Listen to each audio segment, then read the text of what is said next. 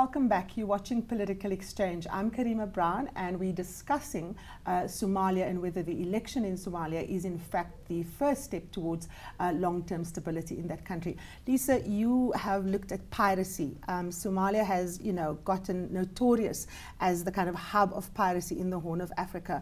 How big an issue is it? I was reading an article in the New York Times recently that was quoting US Navy sources, and they actually say that incidences of piracy have gone down. Is that accurate? Yes, well, I mean, it is accurate. I think what's happened is that there are fewer successful attempts, so they're still trying, but they're not being as successful about it. It still continues to be a big issue, and what we've noticed about pirates thus far is that they're very adaptable. So we've seen over the last few years this ballooning, what they call a ballooning effect, out into the Indian Ocean, where at the time when there were an increased naval forces or naval presence in the Gulf of Aden along the transit corridor, they've gone kind of out into the Indian Ocean in this ballooning effect. So, I mean, there are some concerns about whether they'll spread southwards down the African coast as a result. So I think it's more a question of tactics. I think they'll still continue to be an issue for some time to come. Now, of course, piracy has to be located within its proper context. There are some, observers that are arguing that piracy has arisen out of a context of complete desperation, and in part it's got to do with the destruction of your Somali, fishing beds by international companies. In your research, is that a real and legitimate, issue? And if so, what is the long-term answer to deal with piracy? Because surely it can't just be a military option. Well, look, I think it's definitely true that it's emerged from that place, but it's far more motivated by money now. In fact, money for survival, Lisa? Money for survival, but it's organized crime. It's become an organized crime that's transnational. So I think for the ordinary man at the lowest level of the hierarchy, who is the pirate who gets on the boat with the AK-47, yes, for him it is about survival. But the issue is far bigger than that, and it's definitely become an organized crime. There's several studies, notably one from Chatham House recently, that point to that, as well as other evidence attached to the actual piracy negotiations. So it's become far larger. So yes, in Somalia it's become an alternative economy.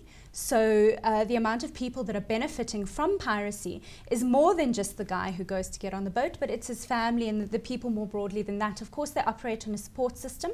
So there are officials that they bribe and people who create the circumstances necessary for them to be able to stay at sea for a certain period of time. Let me bring you in here, Professor Essack. The issue of economic emancipation, particularly for states that emerges out of decades of conflict, is of course a massive task, and it's not something that only the African continent has to deal with. But if we do talk about Somalia, what is the economic prospects of a country like this? What is the international community to do? How is investors to look at a place like Somalia? I mean, isn't that just the kind of place that everyone runs away from? Unfortunately, yes. But it's also, I mean, war-torn countries are also countries that very often are seen as opportunities. And so far-sighted investors could well see that here is an opportunity for us. Massive reconstruction could take place in the wake of an end to the war. But in many ways, I think the problem is very much akin to opium and the production of poppy in Afghanistan, where there are warlords and they benefit enormously from all of this, and at the bottom scale there is a simple farmer who's trying to eke out a living for himself. And so does one say that no, this must be continued because it is a means of economic sustenance for people at the bottom, or not? I mean, obviously not. I think that the long-term impact of piracy on the region significantly impacts on any possibilities of serious economic growth. And so one doesn't say that, oops, it is feeding into an economic need, therefore fine, let it go ahead. The problem, though, is often the staying power of Western interests in these areas. You go in, you see an immediate threat to your security needs, so you go in and you want to finish Al-Shabaab, and Al-Shabaab kind of is on the run, and then our staying power or our next election looms and people want our armies out of those countries. And then long before the country is stabilized or faces, I mean, genuine economic prospects for economic development, very many of the Western countries then lose interest. And this, I think, has been a significant problem for the Horn of Africa. It's only been of interest to the West for as long as there is security issues. It isn't of serious economic interest to people. Now, you focused on, you know, the approach of the West to the problems in a place like Somalia. What is the AU, you know, its responsibility in relation to Somalia? We know that the democratization process on the continent is ongoing. In some cases, they're making lots of progress. In other cases, it looks like we're having a reversal of gains with places like Mali experiencing coups and so on. How is the AU meant to step into a situation like Somalia? What is their role in this country? The one is, I mean, at the moment, certainly in some parts of Africa, I think that the AU's role isn't exactly one that displays a lot of foresight. And I think the Horn of Africa is one of them. The AU at the moment, largely under the influence of Ethiopia and of Kenya, is playing an essentially good cop role. But it is a policing role. It is coming in on the part of the transitional government. I don't think that the AU is, at the moment, focused on serious questions of negotiation and of nation building, the kind of relationship that it had played in the Sudan. And so now I think the challenge for the AU is how to avoid, because also bear in mind that Ethiopia and Kenya, they're also religious dynamics. Ethiopia and Kenya are Christian nations, and you can see this in the rise of Muslim-Christian tensions, for example, inside Kenya, in a very dramatic way, to a lesser extent in Ethiopia.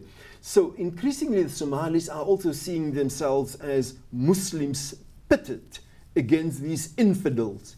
And to the extent that large parts of the AU is really cuts across Muslim religious borders, I think that the AU could be playing a far more constructive role in pursuing a nation building, a forging of Muslim-Christian or lessening the negativity that's around this Muslim-Christian dynamic in Somalia at the moment. Lisa, the geopolitical considerations are obviously enormous.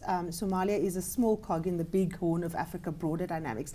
Sketch for us the significance of this element of stability for relations, you know, in that part of the continent. Look, I mean, I think that stability in Somalia will go a long way for stability in the rest of the region. Kenya has had a lot of instability in the northern parts of its country as a result of Somalia's instability, and has therefore had to take decisions to, you know, to have an incursion in the country to address that issue. So I think certainly it will improve the relations. Definitely, once AMISOM leaves, that would possibly also improve the relations. But the question that one has to pose then is, would Somalia actually be capable of taking over that role themselves, the security forces, to be able to secure the country? Well, a quick answer to that, can they? Not yet, definitely not yet. What are the major impediments that prevents them from running their own affairs at a security level? Is it that clans are still armed to the teeth and that there isn't a force that actually represents the country as a whole?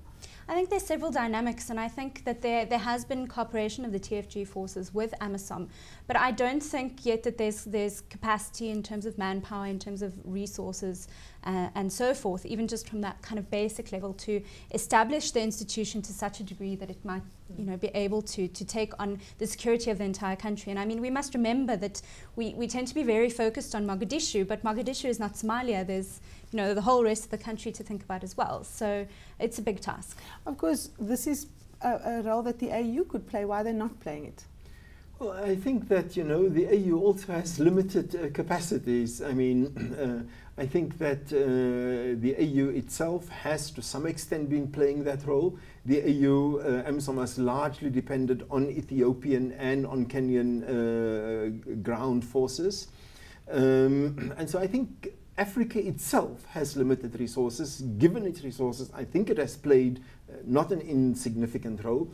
I do think, though, that other dynamics, other than simply armed intervention, that could really be stepped up in a serious way. Now, one of the other things that I think one must really guard against is Ethiopian and Kenyan interest, saying that, look, you know, our interests are being threatened, and therefore wanting to establish a long-term presence for themselves in the south of Somalia and on the northern side of Somalia, respectively. Now, of course, Africa is being, you know, celebrated in the world as this growth engine, you know, among the fastest growing economies in the world, against the background of the Eurozone being in crisis. What are the prospects, Professor Essack, of economic reconstruction for a place like Somalia?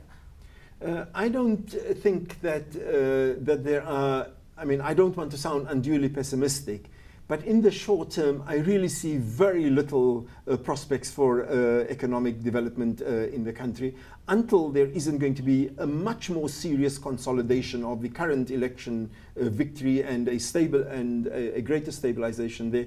I really don't see Somalia contributing in a significant way to the economic growth of the continent as well. I think one other thing that one must also bear in mind is Somalis have moved really extensively in the diaspora across the world and also into the African diaspora, where Somalis themselves are making a significant contribution, and very many of those Somalis, I think a large part of the Somalian infrastructure or Somalia's economic stability depends on, at the moment, remittances from those. And I think for a while that is going to play a far more crucial role than internal investment and economic development. Well, unfortunately, that's where we have to leave it. We certainly have lots more to talk about. And of course, Somalia will be watched closely as they try and reconstruct the country. That's it for this edition of Political Exchange. I'm Karima Brown. Goodbye.